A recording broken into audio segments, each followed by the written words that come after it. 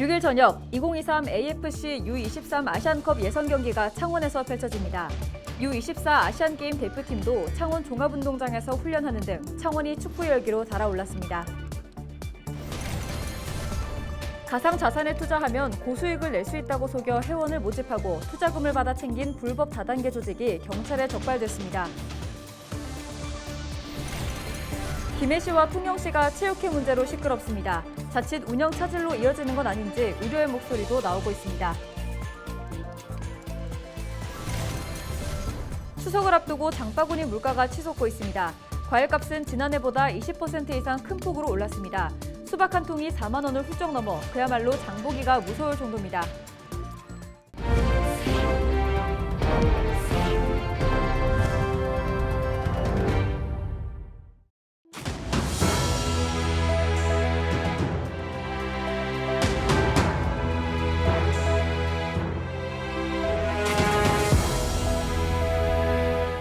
시청자 여러분 안녕하십니까? 헬로티비 경남뉴스입니다. 6일 저녁 2023 AFC U23 아시안컵 예선 경기가 창원에서 펼쳐집니다. 국가대표팀 경기가 창원에서 열리는 건 12년 만인데요. U24 아시안게임 대표팀도 창원 종합운동장에서 훈련하는 등 창원이 축구 열기로 달아올랐습니다. 김수정 기자가 취재했습니다. 가벼운 몸풀기에 들어간 선수들. 황선홍 감독이 이끄는 24세 이하 국가대표팀입니다. 황선홍호는 2022 항저우 아시안게임을 앞두고 마지막 담금질에 들어갔습니다. 지난 4일부터 훈련을 시작한 대표팀은 오는 12일까지 창원에 머뭅니다. 큰 부상 없이 밝은 얼굴로 봐서 너무 좋고 결과에 대한 확신을 가지고 우리가 준비를 하는 게 현명하다고 생각하고 의지를 가지고 해야 될 거고 한 팀으로서 우리가 또 접근을 한다면 충분히 목표하는 걸 이룰 수 있다고. 저는 그때 정말 많이 아쉬웠고 못 가게 돼서 그런 부분에서도 더 동기부여도 생기는 것 같고 지금 되게 이제 어제 시작했지만 정말 준비 잘해서 꼭 금메달 따는 게 목표입니다. 국가대표팀이 잇따라 창원을 찾았습니다. 소집 훈련뿐 아니라 2023 AFC 23세 이하 아시안컵 축구 예선전도 6일 저녁 열립니다. 창원에서 국가대표 경기가 열리는 건 지난 2011년 9월 런던 올림픽 예선전 이후 12년 만입니다. 지난 2020년 A매치가 창원에서 열리기로 했었지만 코로나로 무산됐었고 이번에 국가대표팀이 찾게 된 겁니다. 창원축구센터는 막바지 준비가 한창입니다. 경남FC의 홈구장인 창원축구센터는 시설을 정비했고 연습구장 잔디도 일부 교체됐습니다. 가까이에서 A매치 경기를 보기가 쉽지 않습니다. 이렇게 이번에 어렵게 경기를 유치시키니까ሸ경입니다. 한 경기도 빠짐없이 와주셔가지고 대한민국 연호를 외치면서 우리 선수들이 열심히 뛸 수 있도록 박수와 환호를 부탁드립니다. 감사합니다. 22세 이하 대표팀은 6일부터 12일까지 카타르, 키르기스스탄, 미얀마와 붙습니다. 특히 이번 경기는 경남 지역 직장인 축구 팬도 많이 찾을 수 있도록 킥오프 시간이 모두 저녁 8시로 늦춰졌습니다. 헬로티비 뉴스 김수정입니다. 가상자산에 투자하면 300% 이상 고수익을 낼 수 있다며 회원을 모집하고 투자금을 받아 챙긴 불법 다단계 조직원 22명이 경찰에 붙잡혔습니다. 피해자만 6,600여 명의 피해 금액은 1,100억 원대에 달합니다. 표영민 기자가 보도합니다. 서울의 한 주택으로 경찰이 들이닥치고 집안에 있던 50대 남성이 체포됩니다. 다단계 조직을 통해 투자금을 받아 가로챈 투자업체 대표이자 조직 총책인 A씨입니다. 경찰은 A씨를 포함해 센터장 등 불법 다단계 조직원 22명을 검거하고 이 중 11명을 구속했습니다. A씨 등은 지난해 3월부터 10월까지 자체 개발한 가상화폐에 투자하면 300%의 고수익을 내주겠다며 투자자를 모았습니다. 주식보다 더 큰 수익을 얻을 수 있고 한다고 하니까 저도 이제 어떻게 보면 그거를 투자를 하게 된 건데 이렇게 되니까 제가 너무 막막했던 것 같아요. 경찰 조사 결과 이들은 서울과 부산 등 전국 208곳의 센터를 운영하며 투자 설명회 등을 열었습니다. 또 사기라는 의심을 피하기 위해 초기에는 가상화폐로 배당금도 지급했습니다. 특히 투자자가 다른 투자자를 데려오면 추가 수당을 줬는데 나중에 투자한 사람들의 돈으로 돌려막기를 한 겁니다. 이런 식으로 끌어모은 회원이 전국적으로 6,600여 명, 피해 금액만 1,100억 원대입니다.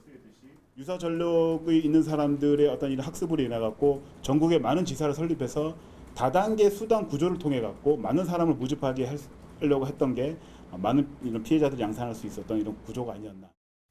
경찰은 범죄 수익금을 추적해 21억 원의 범죄 수익을 추징할 수 있도록 법원으로부터 인용 결정을 받았습니다. 또 가상자산 투자 열풍을 악용한 민생침해 금융범죄 예방을 위해 대응을 강화할 예정입니다. 헬로티비 뉴스 표영민입니다. 추석을 앞두고 장바구니 물가가 치솟고 있습니다. 과일값은 지난해보다 20% 이상 큰 폭으로 올랐는데요. 수박 한 통이 4만 원을 훌쩍 넘어 그야말로 장보기가 무서울 정도입니다. 이하영 기자가 보도합니다. 과일을 고르는데 한참을 망설입니다. 부쩍 오른 가격에 선뜻 지갑을 열기가 쉽지 않습니다. 맛있는 과일 좀 한번 먹어보고 싶은데 지금 들었다 놨다 지금 너무 비싸서 손이 잘 안 가는 것 같아요. 추석 성수품인 사과와 배 등 과일값이 1년 전보다 큰 폭으로 올랐습니다. 가장 많이 오른 품목은 수박으로 7kg 한 통에 41,800원, 지난해 19,800원보다 111% 올랐습니다. 사과는 한 개에 6,500원에서 7,800원으로 20% 올랐고 배와 포도도 각각 21%, 16% 올랐습니다. 봄철 개화기 냉해와 여름철 집중호우, 폭염이 이어지면서 출하량이 줄어든 것이 과일값 급등의 주요 원인으로 꼽힙니다. 사과와 배의 경우 개화 시기 냉해 피해로 인해 수정 불량으로 인해 출하량이 감소하였으며 이에 따라 가격에 영향이 미치고 있습니다. 일부 가치류 중 수박하고 배의 경우 최근 잦은 비와 고온 피해로 가격이 급등하였으나 고냉지의 출하량이 안정적으로 공급됨에 따라 점차적으로 안정세로 돌아설 것으로 전망되고 있습니다. 그나마 다행인 건 소고기와 돼지고기 등 축산물과 계란값이 지난해보다 소폭 하락했고 채소류값도 지난해와 비슷한 수준을 보이고 있습니다. 무 한 개 소매 가격은 3,200원으로 지난해보다 7% 올랐지만 배추는 두 포기 한 단에 12,500원으로 11% 내렸습니다. 양파는 2kg 한 망에 5,300원으로 지난해와 같고 대파는 지난해보다 100원 올랐습니다. 올해 유례없는 기상이변으로 과일값이 폭등하고 있는 가운데 장바구니 물가가 요동치고 있습니다. 헬로티비 뉴스 이하영입니다.